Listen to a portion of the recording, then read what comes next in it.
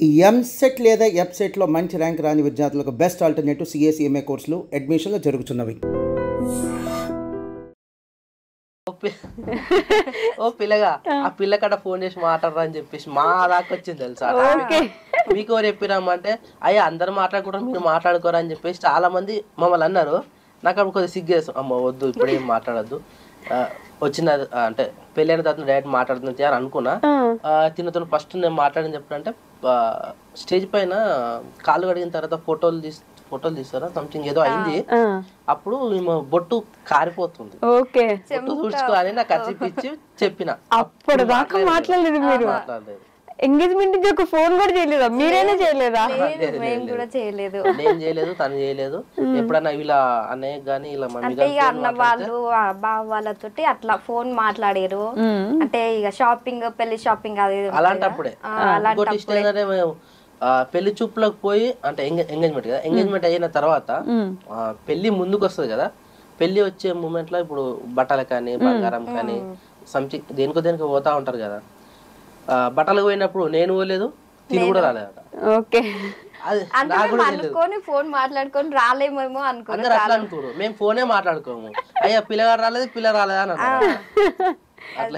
ఎందుకు పోలేదు మరి? మీ పెళ్లికి మీరు బట్టలు కొనుక్కోవడానికి వెళ్ళారా? ఆఫీస్ లో ఆడిట్ నడుస్తుంది నాకు. సో నాకు లీవ్ వేయడం కష్టం, ఎందుకంటే ఎలాగో మళ్ళీ ముంగట మ్యారేజ్ పెడతా కదా. సో ఇప్పుడే వద్దు అని చెప్పేసి మేము కూడా ఎక్కువ లీవ్స్ పెట్టలేదు. బట్టలకి నాది మన same size shirt pant anyone ఏమున్నా సేమ్ వేసుకుంటాం మేము. మన పోతే సరిపోతుంది అని చెప్పేసి నేను ఆఫీస్కి వెళ్ళిపోయినా. మరి తినేందుకు రాలేదు. నార్మల్ గా ఇంటి దగ్గర అన్న పిల్లలు ఉండే, ఇక పిల్లలను బయట తీసుకుంటే కొంచెం ఇబ్బంది ఉంటది కదా, ఇక వాళ్ళని చూసుకుంటే నేను ఇంటి దగ్గరనే ఉన్నా. ఇక అన్న వాళ్ళు వద్దే అక్క వాళ్ళు అందరు ఉన్నారుగా, వాళ్ళు నాకు నచ్చిన సెలెక్షన్ తోటి వాళ్ళు మంచిగా తీసుకొని వచ్చారు. మంచిగా తీసుకొచ్చినారా? కానీ శిరీష గారు అబ్బాయికి పెళ్ళంటే ఏముంది, వాళ్ళ ఇంటికే మనం వెళ్తాం కాబట్టి ఓకే, కానీ అమ్మాయికి పెళ్ళంటే మన ఇల్లు వదిలేయాలి, మన వాళ్ళని వదిలేయాలి, అందరిని వదిలేసి పేరు కానుంచి మనకి మారిపోతుంటాయి అన్ని. ఓ అది మాత్రం నిజమే, పేరు ఇంటి పేరు నుంచి మన అంటే వాళ్ళ పేరు మన పేరు సెట్ కాకుండా కానీ మన పేరు మారిపోతుంది. మమ్మీ వాళ్ళు పెట్టిన పేరు కానుంచి కూడా పేరు కూడా మార్చినారా? లేదు మామూలుగా అట్లా మారుతుంది, అంటే మనం అట్లా వెళ్ళిపోతే మన పేర్లు కూడా కొన్ని మారుతాయి కదా కొంతమంది అట్లా. ఎప్పుడు అబ్బాయికి ఏం మార్చారు? ఓన్లీ అమ్మాయికి అన్ని మారిపోతుంటాయి. అట్లా మీకు కూడా ఇంకా ఇటు వచ్చేయాలి, అన్న వాళ్ళని వదిలిపెట్టాలి, ఇల్లు వదిలిపెట్టాలి, మన ఇంటికే మనం చుట్టంలాగా వెళ్ళాల్సి వస్తుంది. ఈ ఆలోచన ఉండింది అప్పుడు ఏమన్నా? చాలా అంటే మనం అట్లా ఇంటి నుంచి పెళ్ళైనాక కడుపులు కడిగి మనం ఇంటి నుంచి వెళ్ళిపోతాం కదా, ప్రతి ఒక్కరు మా అన్న వాళ్ళైతే ఫుల్ అట్లా ఏడుపు అంటే అట్లా వచ్చింది. అంటే ఒక్కతే ఆడపిల్ల, ముగ్గురు అన్న వాళ్ళు కదా, చాలా గారభంగా పెరిగిన ఇంటి దగ్గర. సడన్ గా అట్లా అయిపోయేసరికి ఫుల్ బాధ అనిపిస్తుంది కదా ఎవరికైనా, అట్లుండేది. ఓదార్చాలి శేఖర్ గారు అప్పుడు ఏమైనా కొంచెం ఏడ్చేవాళ్ళు ఇంటికి వచ్చి? ఫస్ట్ అదే లాస్ట్ టైం ఏడడం. ఎవరైనా సరే ఎంత ఏడిస్తే అంత బాధ పోతుంటారు కదా, అందుకని చెప్పేసి నేను వదిలేసిన. అరే ఏడవంతి అని చెప్పేసి తనంతలో తన దగ్గరికి వచ్చేంత వరకు నేను పిలవలే ఏడుస్తున్నప్పుడు, ఎందుకంటే కడపలు కడుగుతారు అది చేస్తారు కదా. వెళ్దామా పొరి బిడ్డ అని చెప్పేసి పెద్ద మనుషులు చెప్పేంత వరకు కూడా తన దగ్గర నేను రాలే. ఆమె అంతా పోయి అంత ఫ్రీ అయ్యి మళ్ళీ వాళ్ళ అన్నతో మాట్లాడిన తర్వాతనే నాతో వచ్చింది ఆ రోజు మ్యారేజ్ తర్వాత. అప్పటిదాకా మీరు ఫోన్లే అని చెప్పేసి వదిలేసి. ఇక మన చుట్టూ అందరూ అక్క వాళ్ళు అన్న వాళ్ళు అందరు వస్తారు కదా, ఇక అదే లాస్ట్ అనుకుంటా. ఇక అట్లా అప్పటి వరకు మనం వీళ్ళ ఇంటికి వెళ్ళేంత వరకు ఎవరి ఇల్లు డిస్టర్బ్ ఏం చేయలేరు. ఇక అక్క అత్తమ్మ వాళ్ళు కూడా వచ్చి బాధపడ్డారు. ఉంటది కదా ప్రతి ఒక్క ఆడపిల్లకైనా ఎంత పెద్ద ఉన్నా గానీ ఖచ్చితంగా ఉంటది. అదేంటో రాసి పెట్టినారు ఎవరు అట్లా ఆడపిల్లే పోవాలి అట్లా అని చెప్పేసి. శిరీష గారు ఎంతవరకు చదువుకున్నారు మీరు? నేను ఇంటర్. మీరు ఏం జాబ్ చేస్తున్నారు? యాక్చువల్లీ నేను భారత్ బయోటెక్ లో ఎంప్లాయ్ ఉండే. ఓకే. రీసెంట్ గానే రిజైన్ చేసి బయటకు వచ్చేసి. అదే ఎందుకని అంటే మన వ్లాగ్స్ కైనా ఇంటికాడ సిచ్యువేషన్ కొద్దిగా బాగాలేకుండా, మమ్మీ చనిపోయినప్పటి నుంచి కూడా ఇంట్లో కొద్దిగా ఏదైనా ఆలోచించే విధానం కానీ ఇంట్లో చేసే పనులు కానీ, ఇప్పుడు జాయింట్ ఫ్యామిలీ కదా, ఒక్కరం అంటే అది వేరు, చిన్న ఫ్యామిలీ అంటే అది వేరు. అందరం ఉంటాం, అందరికి అన్ని బరువు బాధ్యతలు అన్న వేసుకునేసరికి నాకు మెంటల్లీ హెడ్ ఎక్ రావడం కానీ, సైట్ మెడ నరాలు అన్ని కొద్దిగా ఎఫెక్ట్ పడ్డది. సో నాకు ఒక్కని చేయలేకపోతున్నా, కొద్దిగా అంటే హెల్ప్ఫుల్ ఉంటావు అని చెప్పేసి నార్మల్ గానే క్యాజువల్ గా మానేసిన. ఇంకోటి ఏంటంటే నాకు కూడా అక్కడ ప్రెజర్ ఉండే, లీవ్స్ ఇవ్వలేకపోవడం, కంపల్సరీ పోవాలి. ఇంకోటి ఏదైనా నా వర్క్ విషయంలో నేను సూపర్వైజర్, అక్కడ సూపర్వైజర్ ఉంటేనే వర్క్ నడుస్తుంది. సో అట్లా నాకు లీవ్స్ ఇవ్వడం చాలా కష్టం. ఇక ఎన్ని రోజులు చేసినా ఇంతే కదా, మళ్ళీ లీవ్ ఇవ్వడు, ఎక్కడ ఇవ్వడు.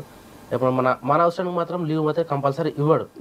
కంపల్సరీ ఎన్ని రోజులు చేసినా కానీ ఇక్కడ ఎన్ని రోజులు ఏం చేస్తామని చెప్పేసి లైట్ చేసుకుని, ఇక శాలరీ కూడా తక్కువ ఉండే కొద్దిగా. పేరుకి ఎంప్లాయ్మెంట్ సూపర్వైజర్ కానీ మన క్వాలిఫికేషన్ తగ్గట్టు శాలరీ తక్కువ ఉండే. సో ఇక సెట్ అవ్వదు మనకు, ఏముడు చేసుకున్నా సొంతంగా ఇంటికానే చేసుకున్నాం అన్నట్టుగా రిజైన్. ఏదైనా అది గొప్ప కదా, మనకి సొంతంగా మనం ఏం చేసుకుంటే ఫ్రీడమ్ ఉంది, అంటే మన లైఫ్ మన ఇష్టం, మనం ఎంజాయ్ చేసుకుంటే అంత అట్లా ఉంటుంది. కాదు, ఇందాక కంటిన్యూ చేద్దాం. తర్వాత మళ్ళీ ఎప్పుడు బాగా మాట్లాడుకున్నారు ఒకరి గురించి ఒకరు తెలుసుకున్నది ఎప్పుడు మీరు? అలా అసలు అట్లాంటివి ఏం తెలుసా? కొన్ని క్వశ్చన్స్ అడగాల మీకు, ఒకరి గురించి ఒకరికి ఎంత తెలుసు అని చెప్పేసి. అంటే అంత టైం మాకు ఉండదు, జాయింట్ ఫ్యామిలీ కాబట్టి అంత ఫ్రీడమ్ కూడా మనకు లేదు. అప్పుడు మా మ్యారేజ్ తర్వాత కూడా డాడీని తీసుకురావడం, డిశ్చార్జ్ చేయడం, డాడీని చూసుకోవడం, అది ఇది చేసి అటు ఇటు ఒక 6 months అటు ఇటు చేయలేకపోయి 1 year ఎగ్జాక్ట్ గా 1 year కూడా కాదు 2 months కో 3 months కో తిని వాళ్ళ డాడీ చనిపోయాడు, మా మామయ్య. సో అది కూడా కొద్దిగా ఇబ్బంది అనిపించింది. దాని తర్వాత అటు ఇటు చేసే లోపు మళ్ళీ ఎగ్జాక్ట్ 1 year కే మా మమ్మీ అత్తమ్మకి అప్పుడు హెల్త్ బాగాలేక అట్లా అన్ని ఒకటేసారి వచ్చేసినాయి. ఈ 2-3 ఈ మా మ్యారేజ్ అయ్యి కూడా 3 years అయిపోతుంది. ఈ 3 years లా ఈ 3 కొద్దిగా కొంచెం ఇబ్బంది అనిపించింది. జాయింట్ ఫ్యామిలీ అనగానే ప్లస్ పాయింట్ ఏంటంటే, జాయింట్ ఫ్యామిలీ అంటే నలుగురికి బాధలు ఉంటే నలుగురు కూర్చొని మాట్లాడుకొని సాల్వ్ చేసుకుంటారు, 4 బాగుంటాయి. ఒక మైనస్ పాయింట్ అంటే ఇప్పుడు నలుగురు ఉన్నారు, ఇద్దరు సపరేట్ కపుల్ అయితే ఈ ఇద్దరికి ప్రైవసీ ఉండదు, ఈ ఇద్దరు మాట్లాడుకోవడానికి టైం ఉండదు, ఈ ఇద్దరికి కలిసి ఉండడానికి టైం ఉండదు అని అంటుంటారు కదా, ఎంతవరకు నిజం? నిజమే, 100% నిజం. ఎందుకంటే ఇది ఎంత నిజమో అంత ప్లస్ పాయింట్ కూడా మనకు ఉన్నది జాయింట్ ఫ్యామిలీ అంటే. ఫర్ ఎగ్జాంపుల్ మేమిద్దరం అంటే జాయింట్ ఫ్యామిలీ ఉన్నప్పుడు మేమిద్దరం ఉన్నాం, ఇప్పుడు మా పిల్లలు ఉన్నారు. ఫర్ ఎగ్జాంపుల్ నేను ఆఫీస్కి వెళ్తున్నా, తిని ఇంట్లో ఉంటుంది, లేకపోతే తిన కూడా ఏదో బయట పని ఉందనుకో, పిల్లలు ఉంటున్నారు, పిల్లల్ని చూసుకోవాలి కదా. అలాంటప్పుడు ఎవరు చూసుకోవాలి? ఇంట్లో తాతయ్యనో అమ్మమ్మనో నానమ్మనో అన్నయ్యనో వదినో తమ్ముడో ఉంటే ఇవన్నీ క్యారీ చేస్తూ ఉంటారు. అట్లా చాలా బెనిఫిట్. ఇప్పుడు నేను రీసెంట్గా మేము మా షెడ్ దగ్గర చూడండి ఒక వర్క్ ఉండే, గడ్డి మోయడం కానీ మట్టి వేయడం కానీ. ఒక్కరు చేసే పని ఎలా ఉంటది, 10 మంది చేసే పని ఎలా ఉంటది. ఇలాంటప్పుడు బయట వాళ్ళు వస్తారా? రారు. ఓన్లీ సింగిల్ ఇద్దరు పర్సన్సే అనుకో, అంటే చిన్న ఫ్యామిలీ అనుకో, ఒకరోజు చేసే పని ఒక గంట సేపలో వేసేయచ్చు మనం అందరం కలిసి ఉంటే. అదే ఇద్దరే ఉన్నాం అనుకో 2 రోజులు పడుతుంది. అట్లా ఏ విధంగా అయినా కానీ జాయింట్ ఫ్యామిలీ మంచిది. ఏ విషయంలో అయినా కానీ ఫ్యామిలీ తోటి ఉండడమే మంచిది అనిపిస్తుంది. హెల్త్ అంటే ఒకరికి హెల్త్ విషయం అయినా తన ప్రాబ్లమ్స్ ఏ ఉన్నా గానీ ఫ్యామిలీ ఉంటే ఫ్యామిలీ తోటి షేర్ చేసుకోవడం గానీ కొంచెం ఫీలింగ్ ఉంటది కదా, అదంతా పోతుంది. అంటే పిల్లలతో ఉండడం అది ఇది అని అట్లా. మీరిద్దరు టైం మిస్ అవ్వట్లేదా? మీరు నిజం చెప్పండి. అంటే మా ఆయనతో నాకు కొంచెం పర్సనల్ గా టైం ఉంటే బాగుంటది, ప్రైవసీ ఉంటే బాగుంటది ఇట్లా అనుకుంటాం కదా, మీరు అట్లా ఎప్పుడు అనుకోలేదా? నిజం చెప్పండి. లేదు, ఎప్పుడు అనుకోలేదు. కలిసి ఉన్నప్పుడు. ఎందుకంటే ఫ్యామిలీ అన్నప్పుడు ఎప్పుడు సందడి. ఇప్పుడు సంక్రాంతి సినిమాలో ఎలా ఉంటది, అందరూ ఎప్పుడు చూసిన చిన్న పిల్లలు పెద్ద పిల్లలు వీళ్ళందరూ అందరు సంక్రాంతి సినిమాలోనే గొడవ వేసుకుంటుంటది ఒక ఆవిడ, గొడవలు కూడా అవుతుంటాయి. అట్లా అంటే అన్ని కలుపుకోవడమే. వాళ్ళ చిన్న కోడలు మనం సపరేట్ గా వెళ్ళిపోదాం గొడవ వేసుకుంటుంటది ఆ సినిమాలో. చేసుకుంది కదా ఆ విషయం. తిను ఆల్రెడీ మా పెళ్లికి ముందు అర్థం చేసుకున్నాం, ఎప్పుడు అర్థం చేసుకున్నాం కాబట్టి దీని వల్ల మనం అందరం అది మాత్రం నిజమే. సెకండ్ ఇంటికి వచ్చే కోడలు ఖచ్చితంగా బాగుండాలి, బాగుంటేనే ఇల్లంతా బాగుంటది. అందరు కలిసి ఉండాలంటే ఖచ్చితంగా సెకండ్ వచ్చే కోడలు బాగుండాలి. మీకు ఆ ప్రెషర్ కూడా ఉండుంటది కదండి, ఇప్పుడు వీళ్ళందరిలో కలిసిపోవాలి, నేను పెద్ద ఫ్యామిలీ మాది, ఇలా భయం ఏమైనా ఉండేది అప్పుడు? అంటే మా ఫ్యామిలీ కూడా పెద్దదే కదా, నాకు అట్లా చాలా అలవాటు అయిపోయింది. అంటే మా ఇంట్లో అట్లా లేదు కదా, అన్న వాళ్ళు వదినే వాళ్ళు అమ్మ డాడీ ఫ్యామిలీ పెద్దది కదా, ఆ ఫ్యామిలీ నుంచి ఈ పెద్ద ఫ్యామిలీకి వచ్చినాయి కదా, అట్లా ఇబ్బంది ఏం లేదు, మంచిగానే ఉంటా. మాకు కూడా అంతే ఏం అనిపించలే. అంటే ఒక అన్నోన్ పర్సన్ కొత్తగా వచ్చి, ఇప్పుడు మా ఫస్ట్ మ్యారేజ్ వదిన అన్నప్పుడు నా క్లాస్మేట్ కాబట్టి ఆల్రెడీ పరిచయం ఉంది కాబట్టి అంత ఏం అనిపించలేదు.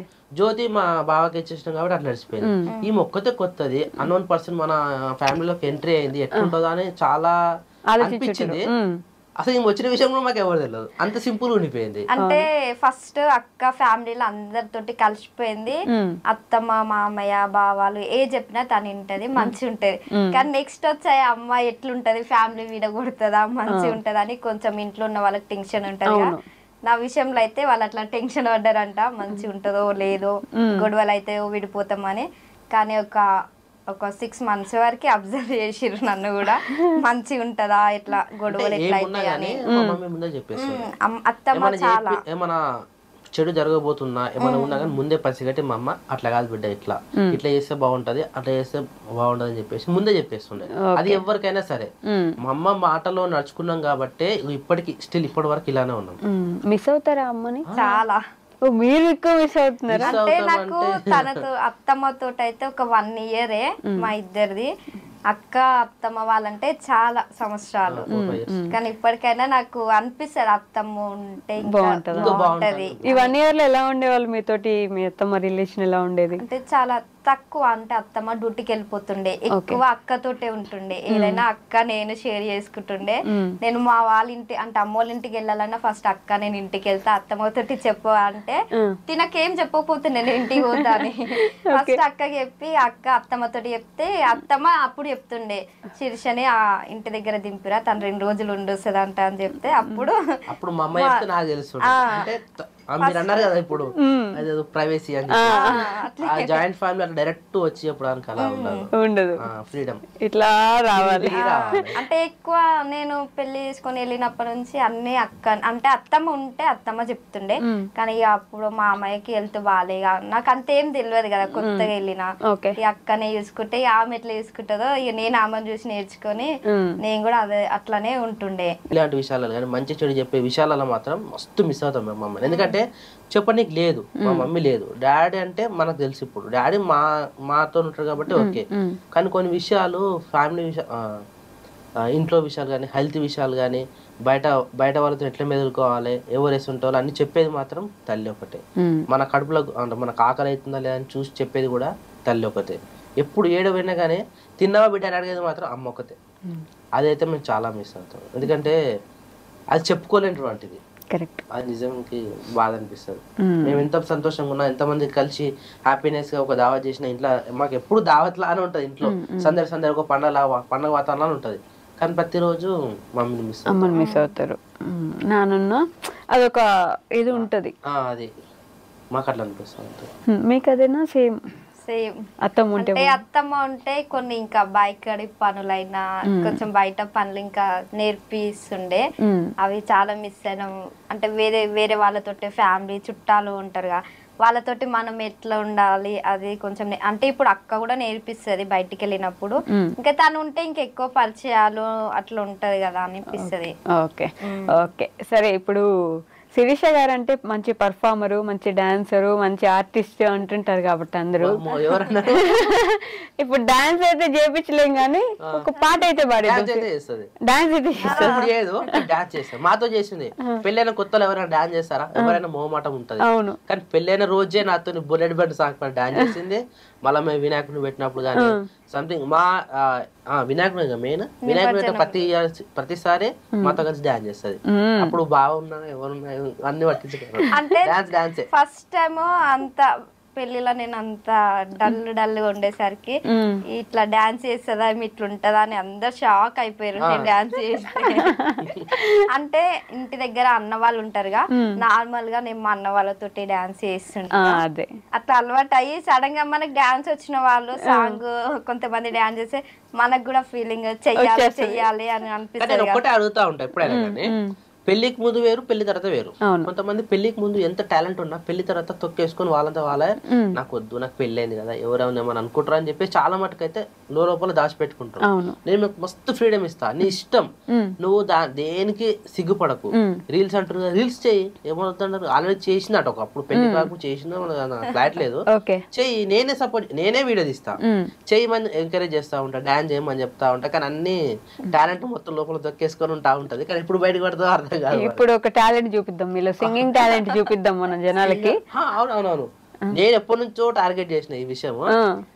మేము లేనప్పుడు వీడియో లేనప్పుడు కెమెరా లేనప్పుడు వంట రూమ్ లో గానీ బాత్రూమ్ అనుకుంటా కానీ పాటలు పెట్టుకుని పాటలు పాడుతూ ఉంటది.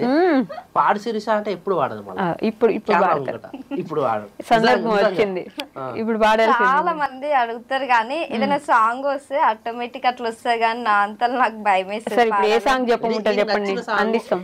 ఒక్క చరణం ఏ సాంగ్ అయినా సరే, అంటే నార్మల్ గా పాడుతుంటాం కదా, ఆ సాంగ్ వస్తుంది కాబట్టి కంటిన్యూగా వాడగలుగుతాం కానీ ఒక్కదాని అట్లా. ఎవరు మీ ఫేవరెట్ హీరో ఎవరు?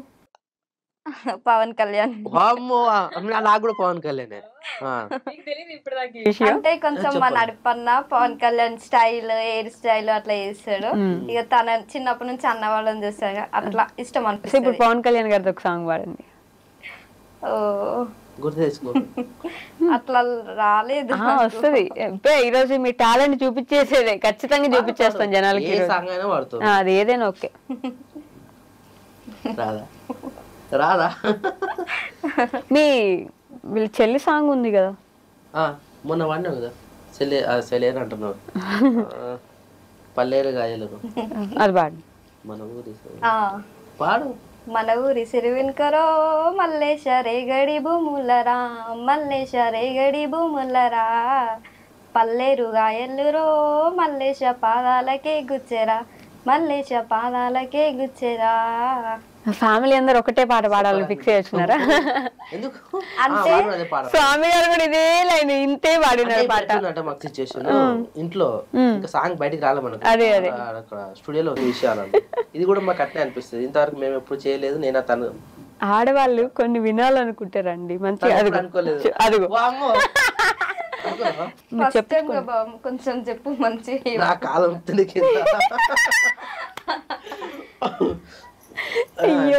నేను ఎవరికి చెప్పలేదు. అట్లా జస్ట్ 3 ముక్కలు చెప్పండి కొంచెం ప్రేమగా. నాకు భయం అవుతుంది. ఆమెను చూసి చెప్పండి. I love you. Love you too బాబా. ఎట్లా అనిపించింది? భయం అవుతుంది. కూరగా అయిపోయింది నాకు కూడా. అంటే ఇంతవరకు నేను ఇప్పటికి స్టిల్ ఎవరికి అట్లా చెప్పలేదు. అంటే కొంచెం గర్ల్స్ తోటి దూరం కదా, భయం అవుతుంది నాకు. యాక్చువల్ చెప్పాలంటే ఎవరితో అంత ఈజీగా మూవ్ కావాలండి. ఓకే, ఎంత ఎవరైనా సరే, రిలేషన్ అయినా సరే, బయట ఫ్రెండ్స్ అయినా ఎవరైనా సరే మూవ్ అంటే రిలేషన్ పెరిగిందంటే వదులుకోను, లేదంటే యాక్చువల్లీ దగ్గర కూడా పోను. ఎంత హాయ్ అంటే హాయ్ అట్లనే ఉంటాను నేను, ఎక్కువ దగ్గరలో ఉన్నారు అట్లా. Okay, done. లాస్ట్ గా మీ సబ్స్క్రైబర్స్ కి ఏమైనా చెప్పాలనుకుంటున్నారు? లాస్ట్ అనగానే ఊపిరి పీల్చుకుంటున్నారు మీరు. మీ సబ్స్క్రైబర్స్ కి, యూట్యూబ్ ఫ్యామిలీకి ఏమైనా చెప్తారా? మా ఫ్యామిలీకా మీ ఫ్యామిలీకా? రెండు ఫ్యామిలీస్ కి. సో ముందుగా మీ అందరికి thank you so much. Actually మీ వల్లనే ఇంత దూరం వచ్చినాము. ఇక్కడ ఈ స్టేజ్కి వచ్చి ఇక్కడ ఇంటర్వ్యూ ఇవ్వడం నాకు తెలిసి ఇదే ఫస్ట్ టైం మేమైతే. సో ఈ స్టేజ్కి రావడం కారణం కూడా మీరే కాబట్టి ఎప్పుడు ఇలానే సపోర్ట్ చేస్తూ మాకు మా వీడియోస్ చూసి లైక్ చేసి కామెంట్ చేసి షేర్ చేసినందుకు చాలా చాలా థ్యాంక్ యూ. సో ఇట్నే ఇంకా ఎంకరేజ్ చేసిరంటే కంపల్సరీ మీ ముందు ఇంకా మేము ఉంటాం. మంచి మంచి వీడియోస్తో మేమైతే మీ ముందుకు వస్తూ ఉంటాము. సో మీ సపోర్ట్ మాకు ఎప్పుడు ఇలా ఉండాలని చెప్పేసి మేమైతే కోరుకుంటున్నాము. Thank you so much. Camera పెట్టారు కాబట్టి నాకు భయం అవుతుంది. యాక్చువల్లీ నేను ఎప్పుడు కెమెరా బ్యాక్ సైడ్, అట్లయి నాకు ఒక్కడేసారి కెమెరా పెట్టి డైలాగ్ చెప్పమంటే మేము అంతగానే చెప్పలేము. ఫియర్ ఇప్పుడు ఇందాక ఎట్లా ఉంటుంది నాకు అట్లా అడుగుతుంది. అట్లా వెళ్ళిపోతూ ఉంటే ఫ్లో వచ్చేస్తుంది. సడన్ గా కెమెరా పెట్టి మీరు మాట్లాడని చెప్పారనుకో భయం వేస్తుంది. అందుకే నాకు తెలిసి తిను అందుకే భయపడుతుందేమో. సడన్ గా కెమెరా పెట్టి మాట్లాడని చెప్తాం కదా, అట్లా భయపడుతూ ఉంటాం. ఇప్పుడు మీకు అర్థమైందా? ఇప్పుడు అర్థమైంది. Okay, thank you so much. ఇక్కడ వరకు వచ్చి ఇంత బాగా మాట్లాడి మమ్మల్ని అలరించినందుకు, నవ్వించినందుకు thank you so much. Thank you. That's all for today, guys. We'll meet in the next interview. Until then, take care. Bye bye.